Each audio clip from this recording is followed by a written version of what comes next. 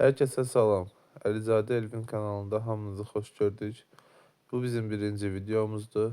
İnşallah daha ətraflı, daha gözəl videolar sizinlə paylaşacağım. Bugün sizlərə ROS 308 cücələri haqqında məlumat vermək istəyirdim.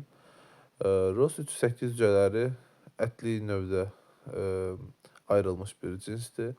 Mən bunları əvvəllər özümüz üçün sadəcə kəsib yemək üçün uzun müddət saxlamışam. Bunlar haqqında yetərincə təcrübəm var. Necə baxılması lazımdır, saxlanma necə olmalıdır, istilik temperaturları necə olmalıdır. Bunların hamısını sizinlə bölüşəcəm. Deməli, bu videodakı gördüyünüz qara cücələr isə ayam cəmani cinsi cücələrdir. Hansı ki, bilmirəm məlumatınız var yoxsa yox. Əti qara rəng olan cücələrindir, həmin cinsdir. Bu cins haqqında da inşallah sizə ətraflı məlumat verərəm. Mən bunların yumurtasını Rusiyadan gətirmişəm. Qohumumuz Rusiyadan gələndə oradan gətirdi mənim üçün.